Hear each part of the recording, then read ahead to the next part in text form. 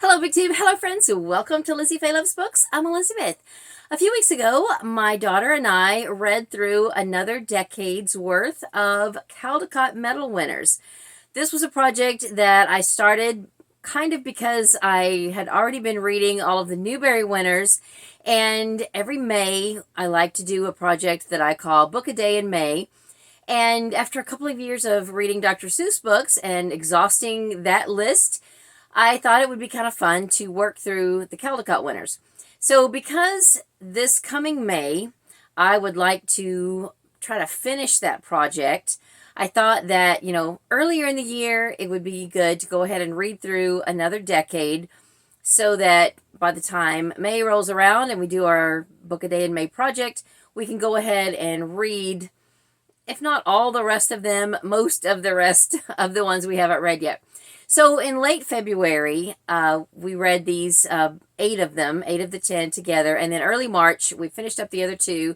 Now, I'm filming this in late March, but I'm probably going to schedule it to upload sometime in early April because I'm going to be traveling at that point. And so I'm filming a couple of videos to upload during that time while I'm gone. Hopefully, at this point in time, when you're watching this, I am having an adventure, both, either at my family reunion or in Ohio to watch the World Color Guard competition that my daughter is participating in, and in between doing some book shopping and hopefully vlogging. So for right now, though, I'm at home. It's a few weeks earlier, and I want to show you the 10 Caldecott Medal winners of the 1980s, and I'm going to show them to you in chronological order. I'm sure that I will forget what year I'm on as we go along, and if I think about it, I'll try to put underneath what year the winner is, what year each book is the winner from. Generally, I'm pretty sure that it's the same as for the Newbery winners, that these are all going to be books that were published the year prior, and then the honor books and the winners are chosen for the next year. So, for instance, the first one I'm going to show you is the Caldecott winner of 1980. So it would have been published in 1979. That's generally how these things work. So let's get started. I'm not going to take time to tell you a whole lot about each book, mainly because I didn't really do a lot of research about each one, and not that I've done that in the past, but I felt going into the other videos that I at least was a little more knowledgeable about each book and maybe some of the authors.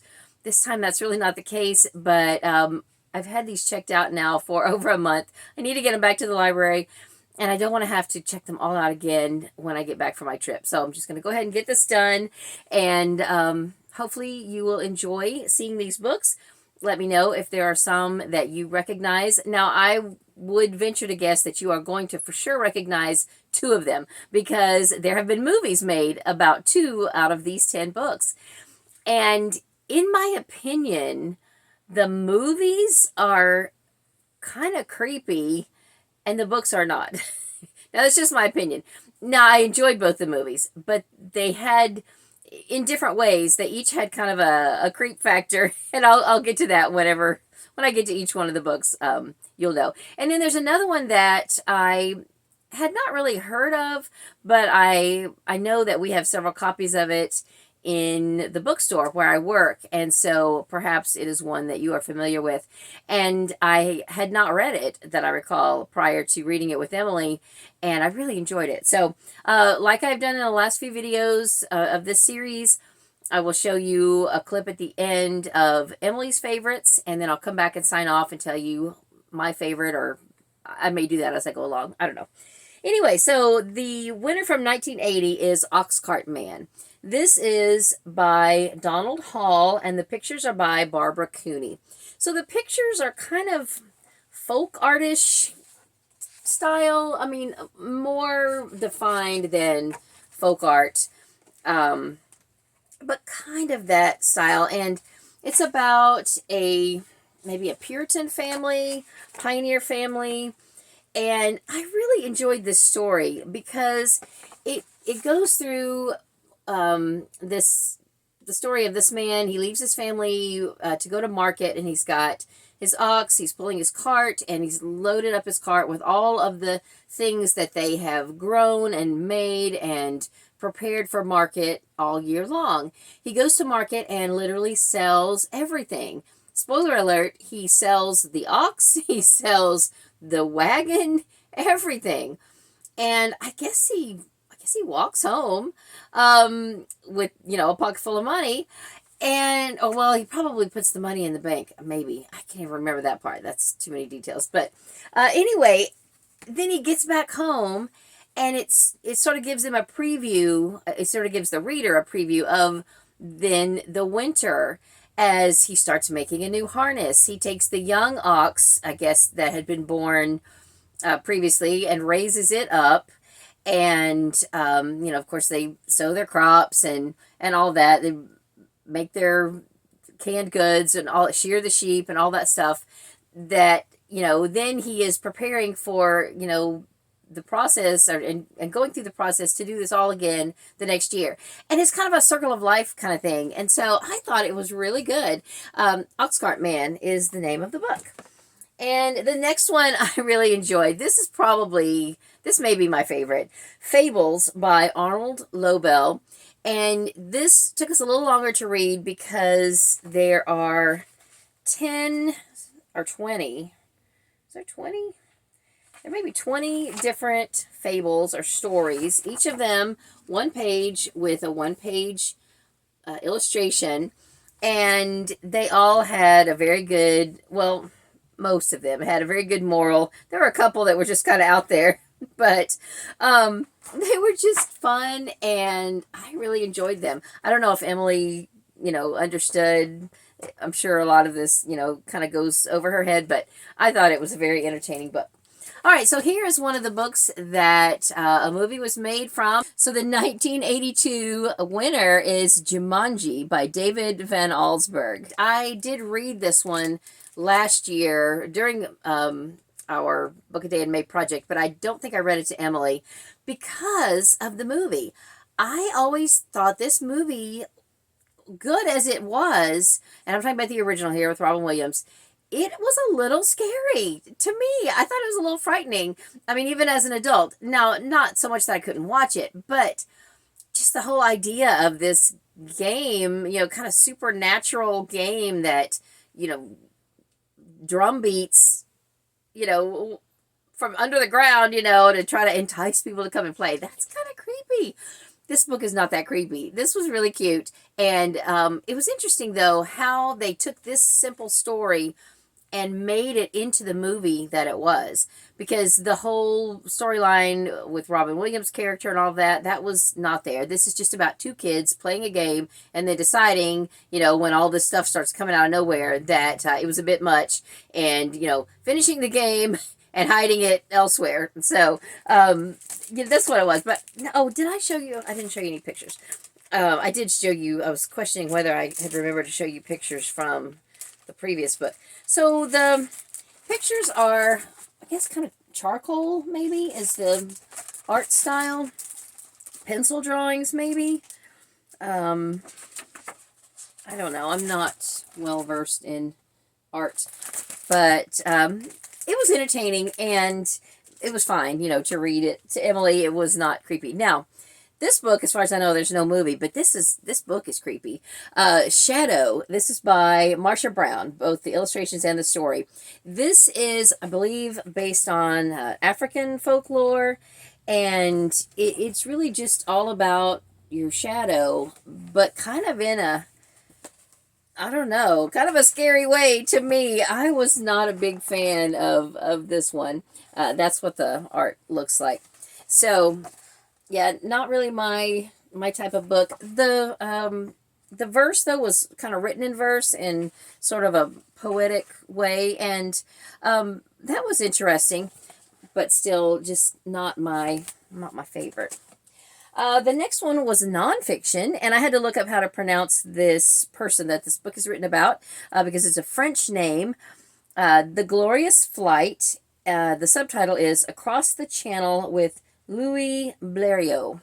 So this art style is kind of watercolory, maybe. I'm not sure. Some of it looks like it is, and some of it doesn't. Like that sort of looks a little bit watercolory, but I'm not sure. Anyway, this is about an aviator, a French aviator named Louis Bleriot. Or there's a Frenchier way of saying that, but I had to look it up, and there was like a audio clip of how to pronounce it, and it pronounced it with a French accent, and then it said, you know, in America you could say Louis Bleriot. And I was like, okay, that's where I am. I'm in America, so that's how I'll say it. Anyway, this is by Alice and Martin Provensen. Anyway, this was just a nice little book. I don't remember now exactly how the story played out, but it was a true story about the adventures of this French aviator, one of the very earliest of aviators. And yeah, so a good little nonfiction book for a child to read. And then the next one is St. George and the Dragon, retold by Margaret Hodges and illustrated by Trina, Schart, Hyman. And this one is, of course, medieval, and it took us a little bit to read as well. There's quite a bit of text on the page. Beautiful illustrations with, you know, dragons and a knight and maybe more than one knight. I can't even remember now how the story went. It's been about a month already since we read these. But anyway, very beautiful illustrations. And that's what it won the award for. And I guess it was based on a story, an already existing story, and then it says it was retold by Margaret Hodges. All right, the next one is the other one that a movie was made about. And you might think, you thought this was creepy? I kind of did. It's the Polar Express. Yeah, there was just something about the facial expressions and just the, you know, what was supposed to be kind of magical just seemed kind of mystical to me. And I don't know, it was just a little something about it that was just a little creepy to me. Of course, I was an adult when this was made, and so I saw it as an adult. I didn't see it as a child. I'm wondering how I would have reacted to it as a child. There's no way to know. But the book itself was not, I didn't think it was creepy at all. The book was very enjoyable, and yeah, we both enjoyed it.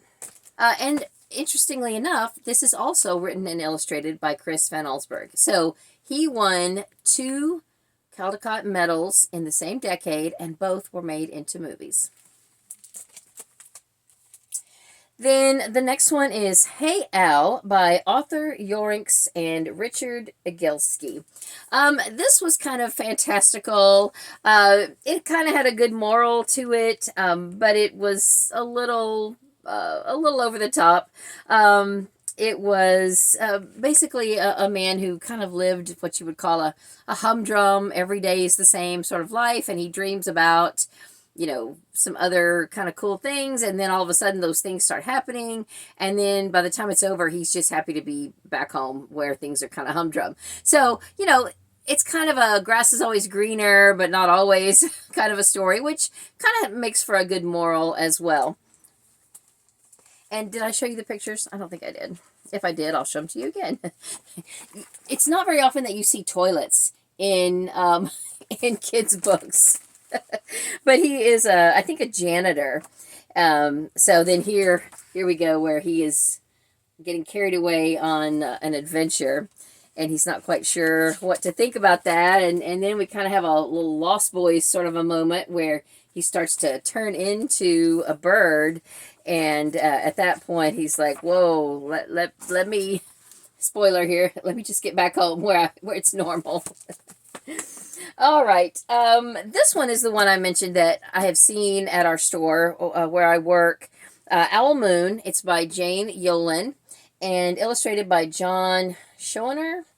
This was delightful. This was one of my favorite stories. I thought it was beautiful, and the artwork as well. It's beautifully done, and one thing I liked about it is that the child, the way it's written and the way it's drawn, is gender non-specific. So you don't know if this is a boy or a girl, and I think that's good because that way any child, boy or girl, could enjoy the book without having to say, oh, it's a girl's book, oh, it's a boy's book, So I think that was really nicely done. And it's a nice story about this child and their father going out to find an owl and hooting to try to get the owl's attention and everything. And it is just really, really sweet. And the last one is Song and Dance Man by Karen Ackerman, illustrated by Stephen Gammell or Gammell. I'm not sure. I didn't look that one up. I should have. This was delightful. It was about a grandfather, I guess, sort of reliving his time as a tap dancer for his grandchildren.